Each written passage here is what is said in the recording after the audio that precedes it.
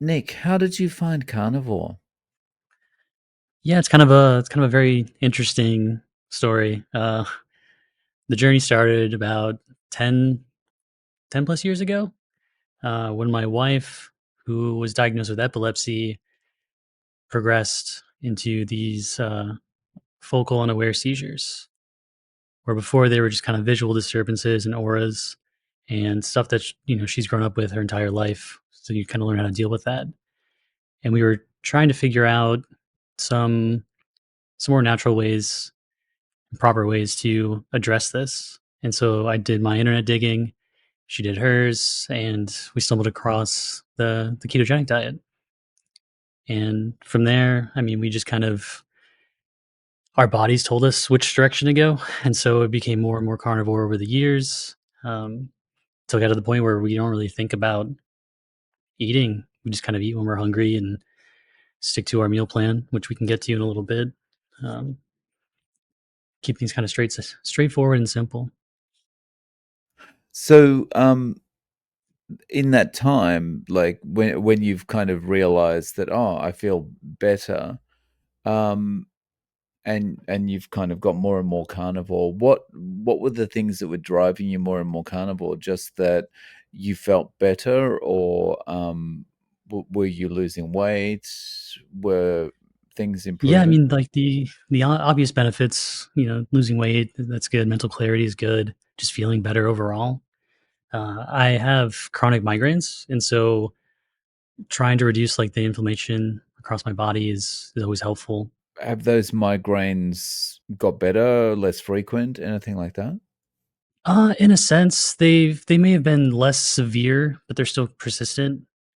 I've been on various medications and different kinds of things to try to figure those things out as well.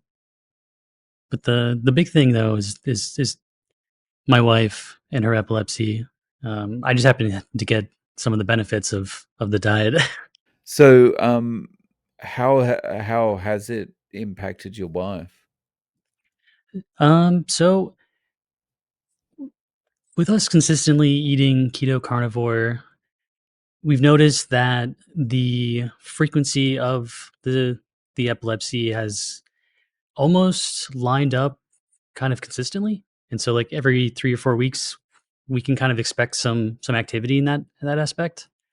I think the severity's gone down. You and your wife have basically just found this works for you. Her epilepsy is improving in the fact that the frequency is less and it's more predictable.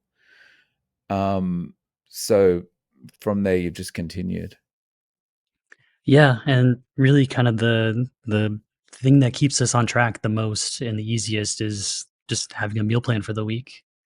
And so Sunday afternoon, Saturday, we'll talk about the kinds of dinners we want to have, things we have in the freezer, any ideas that we come across on social media, and plan our week around that.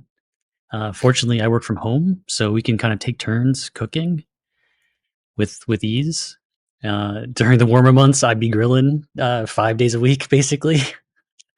In the colder months, though, you got to switch to chili and stews, and you can do the occasional grilling. But yeah, we try to focus on keeping our meals simple, right? Maybe stick to a theme like Taco Tuesday. That's fine. That's fun. Um, burgers in heavy rotation. The weekends we typically reserve for the soups and stews because you just have leftovers whenever. And don't be bothered about cooking. And what's neat is that I can go to my shopping list and say, "This is the meal plan we have, and we only buy what we need. We only buy whatever. Well, I guess whatever's on sale too, meat wise. But we just stick to the plan, stick to the shopping list, and there's no going down random miles to take a look at this or that, and keeps things just very easy." Right. So when I think of something like a soup or a stew, I think about like the corn flour getting added in and all this kind of stuff. So like how do you make that so that it's not having all the additives that causes the problems in the first place? Yeah, I mean, a lot of it, a good soup starts with a good base. And so if we have bone and meat, ribeyes, or a roast, we chicken bones, we throw them in a plastic bag in the freezer, and when the time comes, just throw them in the Instant Pot for, I don't know, 4 or 6 hours. Make some bone broth, and then use that as the base, and then just add in mostly meat, the occasional veggie. I mean, there's something good about, like, carrots in a stew and something like that. But yeah, for the most part, it's just kind of meat. So with the improvements that you've seen, both yourself and your wife, do you get any feedback from doctors? Like I know in the past, doctors, especially specifically for your wife, in the past, the keto diet was used for people with epilepsy, right? So Yeah, um, has she had feedback from the doctors going, "Oh, good job, you're on the right track," or is it more along the lines of, "You're going to kill yourself with this thing. You got to be careful." it comes down to the doctor. We do have a good doctor for her right now. I'm pretty sure his only thing is that as long as she gets better, it's fine in his book. I don't know if he has a hard stance on it either way. Um, Other doctors do. I've never brought up with my doctor because I don't feel like having a conversation with them. Um, have you had your blood work done? Yeah, yeah, my blood work was totally fine. Nothing You to really didn't have noteworthy. anyone fainting on a fainting couch about your LDL or anything like that? No, I mean there was a flash in the pan for my first doctor, but we went to a different doctor and it was fine. Okay. I guess that's the best way of handling it, you know. If this one's going to drop on his fainting couch, I'm just going to go and find another doctor. Right. Well, then I'll have a serious conversation, or at least take the conversation seriously. How are things as far as your wife going forward? Like, does it feel like there's improvements that it's going to just continue? The epilepsy is going to continue improving, or uh, is it like some people's weight loss gets to? It's like reached a plateau with the frequency and that kind of thing. Yeah. So we're currently working towards a brain surgery to cure her epilepsy. She has drug resistant epilepsy, meaning that the 5 or 6 medications that they've tried with her, there's a honeymoon period. It lasts maybe about a month, 2 months, and then right back to where we were.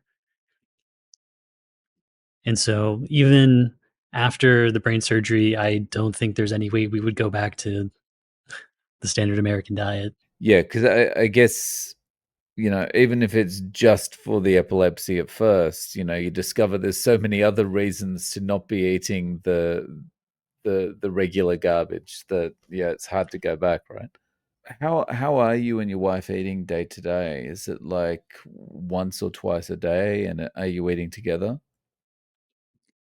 We try to eat together. I usually get hungry around like 1 or 2 ish in the afternoon. And so we've been trying an experiment of like to cook our dinner for lunch. And then if we may happen to get hungry later, then we have some pork rinds or eggs or bacon or stuff like that. Um, I don't really. I just kind of eat, and then when I'm done eating, I'm done. I don't really think about it. So it's just been kind of nice to one and done. Yeah. So, given that, like, it's very different from being on a regular diet, right? Because you get this freedom from feeling like you need to eat all the time. You get this um, ability to just get food out of your mind altogether and actually do things, right? Like, so you're going through the whole morning without eating anything. Would you have been able to do that before?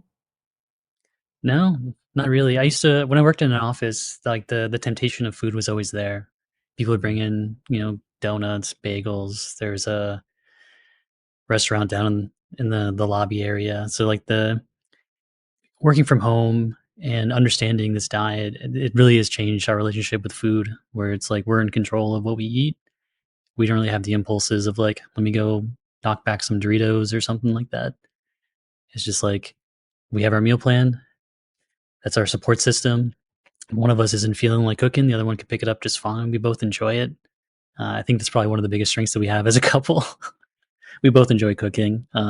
Maybe not together sometimes. The kitchen's not too big. For me, one of the worst things about the before times was like you'd kind of have this motivation, like probably on a Monday morning or something, you know. You have this motivation, okay, I'm gonna diet starting from today. And so you'd be really strong and you'd have that one piece of dry toast or something for breakfast or something like that. Then you go to work and you'd think, okay, well, how long is it going to be until I eat my raw carrots for lunch? And you know, you're looking at your watch and you're counting down the time, and then someone comes up to you and says, "Oh, we got some donuts in the break room if you're interested."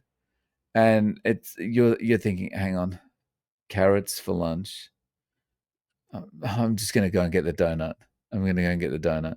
And it's so easy to give up because we're, we're always kind of dieting is about restriction. It's about like depriving yourself of stuff. And when you go carnivore, you find out that, well, actually, it's not about depriving yourself. It's about giving yourself proper nutrition, right?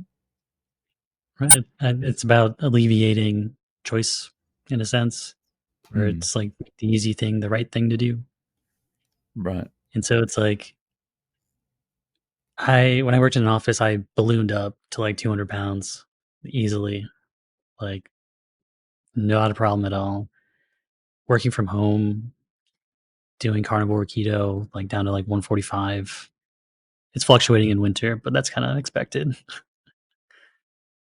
So do you think that's part of the problem? There's just too much choice?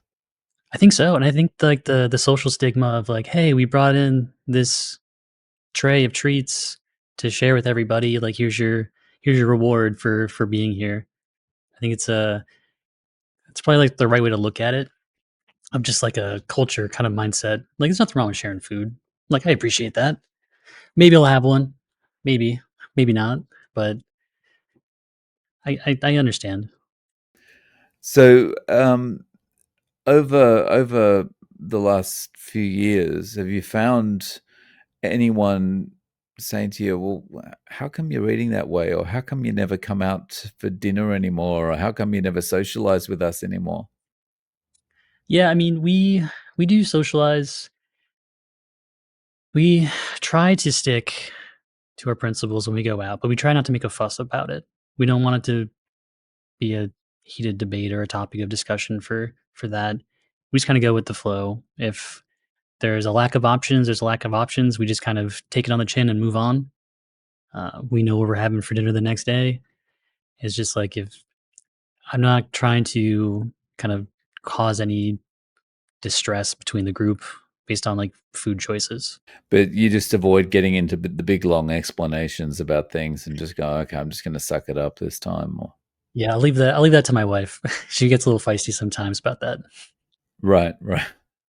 Um, but no one has ever said to you, "Well, you're looking pretty good. What are you doing? I'd like to give this a try."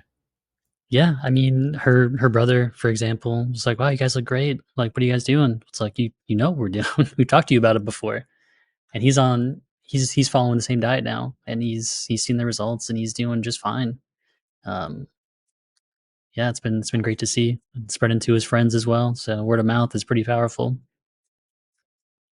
Oh, that's awesome.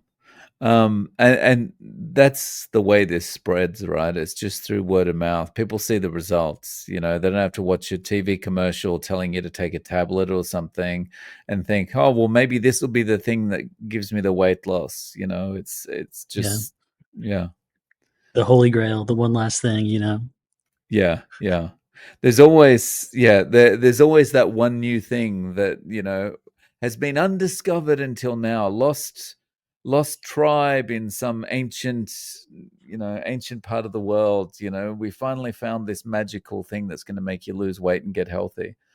And people will buy into that. But if someone came to you, Nick, and said, "Look, you're doing really well. How do I get some of this? You've got so much energy. You're looking better. What advice would you give them?" My biggest advice is to start slow. The carnivore diet in essence is an elimination diet. And so just start by eliminating one thing, two things. If you run into an issue with like cravings and temptation, stuff like that, just get rid of it. I find like I have pretty bad impulse control when it comes to like food around me. If it's there, like I'll pick at it. But if it's not there, then I don't think about it. And so start small, switch over from full sugar drinks to water or even zeros. It takes time for your body to adapt from being just over engorged with carbs and sugar and all that fun stuff. It's not going to be like an overnight thing. I know people want like the quick and easy like avenue, but that's not sustainable. It's the long term commitment to your health and your way of life. Yeah, nice advice. So, Nick, is there any way that people can reach out to you? Do you have any social media or any way of getting in contact? I do. I have social media, but never really use it. Um, I have my Twitter, um, ns_mizou. Yeah, that's about it, really. I am on Face or YouTube. Oh, yeah. Do you have a channel on YouTube? Yeah, it's music stuff. I think it's the same moniker. Oh, okay. No worries. So I'll link to your Twitter and your YouTube in the show notes.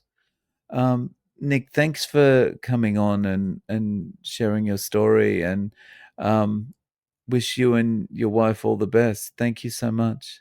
Yeah, thank you very much for everything you do. I appreciate it.